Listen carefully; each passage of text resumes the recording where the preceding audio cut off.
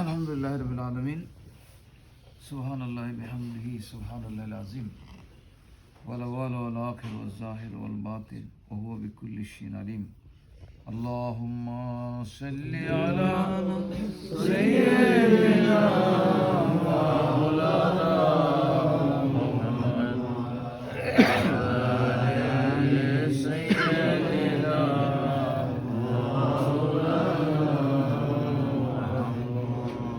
আল্লাহ তোমায় ভালোবাসি জীবনে আর মরণে, আল্লাহ তোমায় ভালোবাসি শয়নে আর স্বপনে।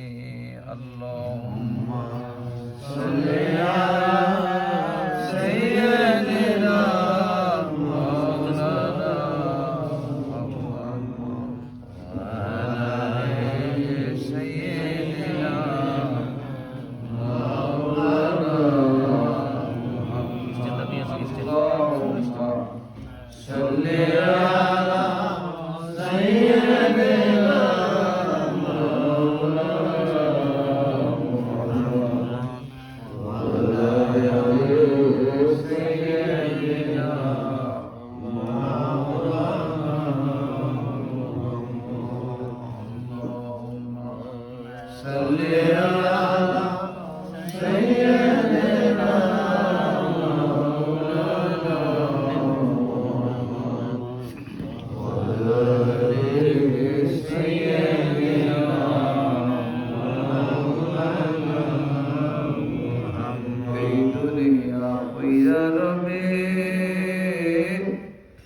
ওরে তুমি আমি রইব না, সবাই মোদের ভুলে যাবে, আল্লাহ রসুল মোদের ভুলবেন না। আল্লাহুম্মা সাল্লি আলা সাইয়্যিদিনা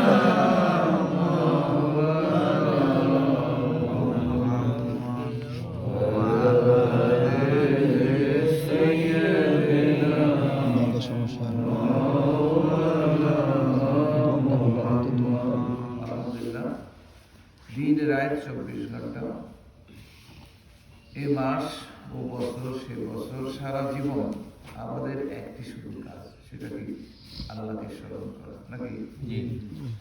সবে সাদাকে দুপুরে সন্ধ্যায় রাতে ভোরে তাহাজ্জুদে আমাদের জীবনের ফুলের মালা একমাত্র আল্লাহ রসুলের নাম, ঠিক না বেটা?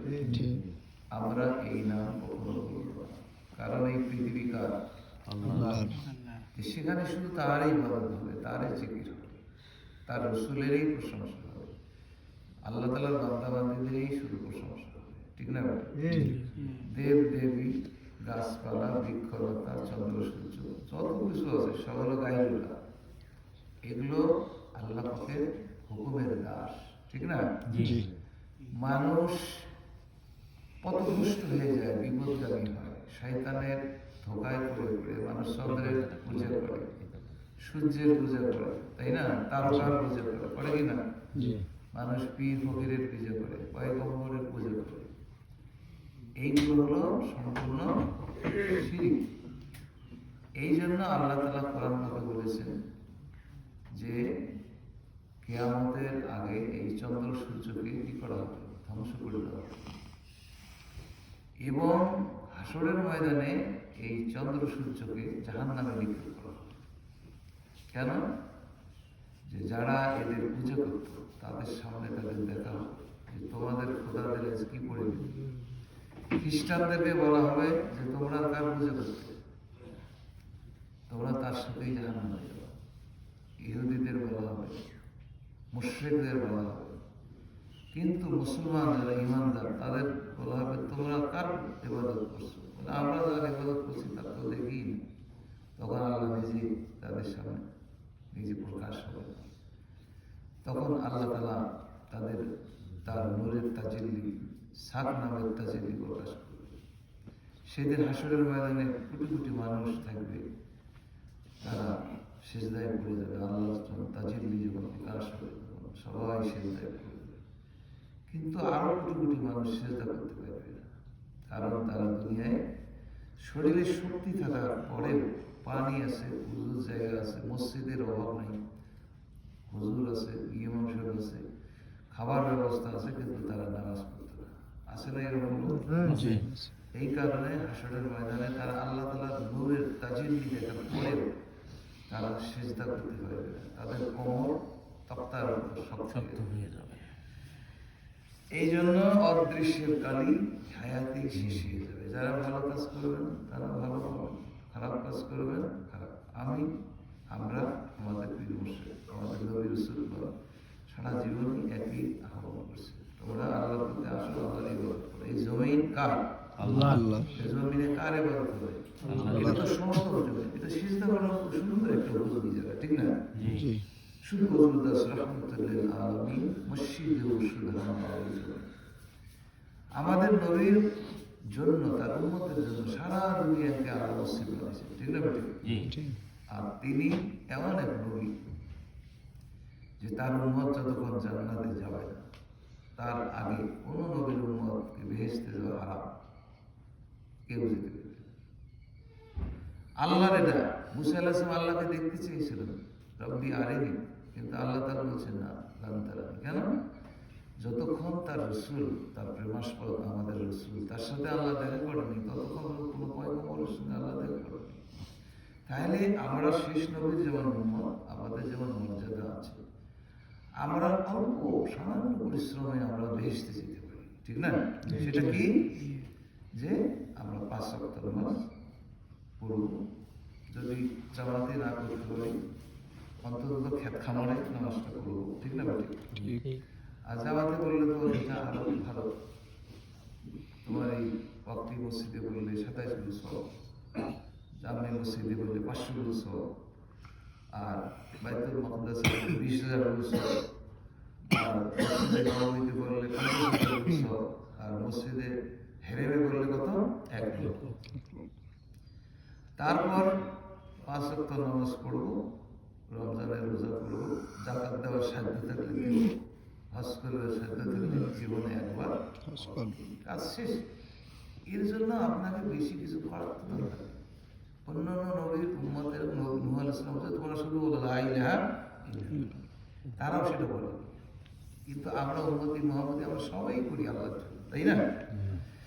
তারপরেও যদি আপনারা নাই পারেন যে নামাজ রোজা কিছুই করতে পারতেছেন না, আপনাদের আর এগুলি মনে নেই, খেয়াল নেই, মনে চাই, তবু যদি একবার বলেন ইমানের সাথে লা ইলাহা ইল্লাল্লাহ, তারপরেও জান্নাত, ঠিক আছে তো? জি। কত সহজ হলো না?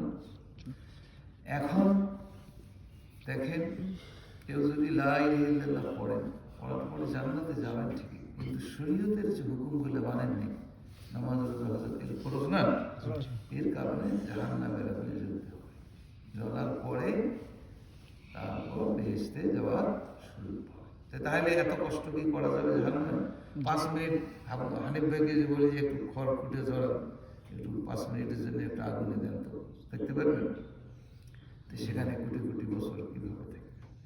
এই জন্য মা বোনদের বলি, ভাই বোনদের সবাইকে বলি যে একটা স্লোগান আমাদের দিতে হবে, আগে নামাজ তারপর সমাজ। আগে কি নামাজ, আগে কি নামাজ, তারপর সমাজ। এই কাজটা করবেন যারা ঠিক মতো নামাজ পড়বেন, যাদের তাওয়াক্কুল এইরকম যে যখন হাইয়া আলাস সালাত বললো মসজিদে, তখন মনে করবেন যে আমার দুনিয়ার যা কিছু আছে সব ছেড়ে দেওয়া, এখানে দরবার কোথায়? মসজিদে। যদি তোমার এই খেয়াল, এই হাল, এই প্রেম, এই ইশক সৃষ্টি করতে পারো, তোমাকে আল্লাহ বসে বসে ভাত খাওয়াবে, ঠিক না? হানিফ ভাই এই যে এখানে এই যে এত মানুষ খাইলেন গেলেন, কি কি খাওয়াইছে? আল্লাহ করে। এই জন্য আমাদের পয়গম্বর যে নবী পাক সাল্লাল্লাহু আলাইহি ওয়াসাল্লামের উম্মত, একদিন নবীজি এক জায়গায় অনেক দূরে মরুভূমির প্রান্তরে চলে গেছে, তার সাথে প্রায় সম্ভবত 700 সাহাবা। বলতেছেন, ইয়া রাসূলুল্লাহ, পিপাসায় ক্ষুধায় আমাদের কলিজা লেগে যাচ্ছে। তখন নবীজি বললেন, কারো কাছে একটু পানি আছে? তখন একটু পানি আনলেন, তখন উনি পানির মধ্যে একটা হাত দিলেন, দেওয়ার সাথে ছান্নার মতো তার হাত দিয়ে পানি বের হলো। সবাই তৃপ্তি সহকারে খেলেন। অল্পতে এমন এক নবী আমাদেরকে আল্লাহ পাঠিয়ে দিলেন যে তিনি মানে তার কিছুই নেই, খাবার কিচ্ছু নেই ব্যবস্থা। এক সাহাবা বললেন, ইয়া রাসূলুল্লাহ, আপনি ক্ষুধায় আছেন, আমার বাসায় আসেন, দুইজন সাহাবাকে নিয়ে আসেন।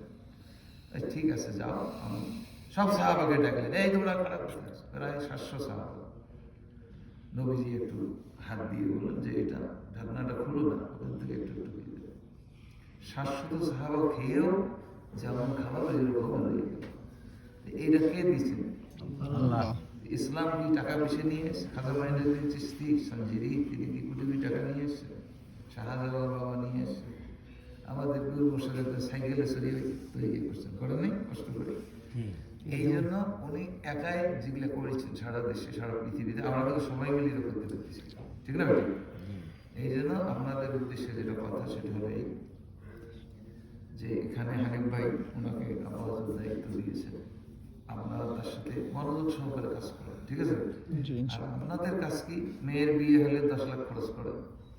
আমরা অনেক জায়গায় দেখি গরিব মানুষ হঠাৎ শুনি যে ওনার মেয়ের বিয়ে, আরে বিশাল আয়োজন, সুবহানাল্লাহ, এত টাকা কোথায় পেলে? হয় না এরকম? একটা ছেলের মুসলমানি করে দিয়েছেন, দেখা গেলে 5 লাখ টাকা খরচ করবে, তাই না? অথচ পীর মুর্শিদের বা আল্লাহ দিনের জন্য একটা তরিকার কাজের জন্য যদি 200 টাকা চাওয়া যায়, ওটা পকেট থেকে বাইরে, ঠিক আছে? আমরা চাই না ভাই, চাই না, না চাইনার কথা বলেন, দরকার হয় না। আমার কথা হলো ওইটা কথা না, কথা হলো আমি কেন বলতেছি আল্লাহ তাআলা কি বলছে, এটা হানিফ সাহেবের কথা না। মেম্বার চাকরা হোক, তোমাকে যা কিছু দেওয়া আছে 10 টাকা দিলে 1 টাকা খরচ করো দিনের জন্য, ঠিক না বেটা? ওইটাই কথা। যদি আমরা খরচ না করি, আমরা আল্লাহর কাছে কিছু পাবো বিনিময়, আমাদেরকে খরচ করেই কাজটা করতে হবে, নিজেই করতে হবে। এটা উনি বলবে না, আমাদের এই তরিকে কেউ কাছে টাকা পয়সা চায় না, কিন্তু টাকা পয়সা না চায়, কিন্তু সাহাবাগণ দিনের জন্য খরচ করেন।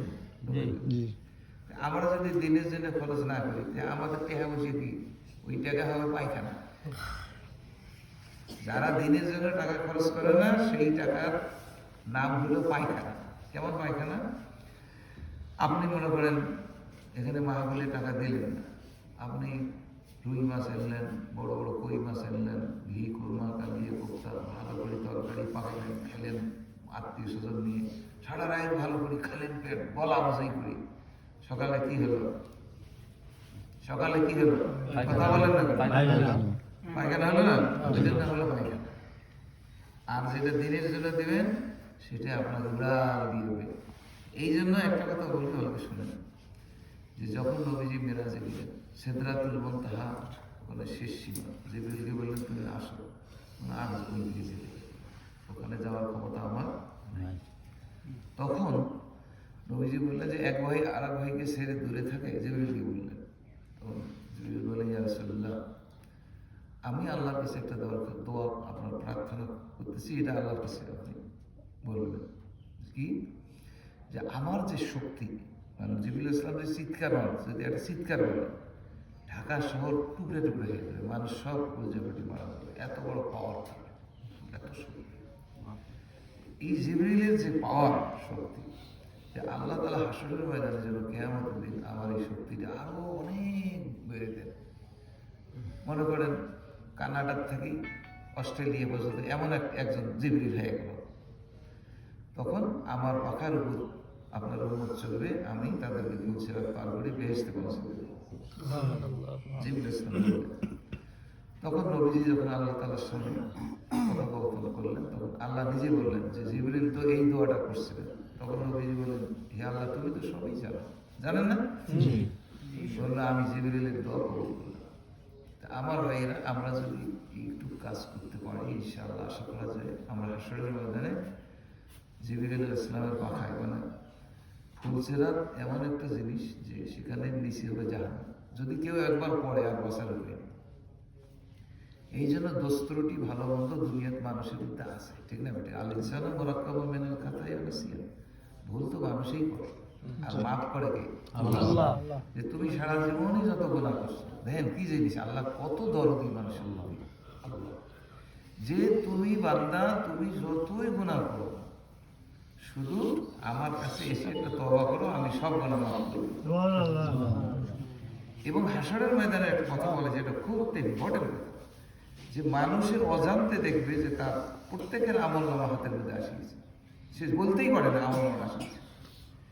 তারপরে দেখবে তার আমল নামা অনেক গুনাহ, অনেক গুনাহ দেখে এসে ভয় অস্থির হয়ে যাবে।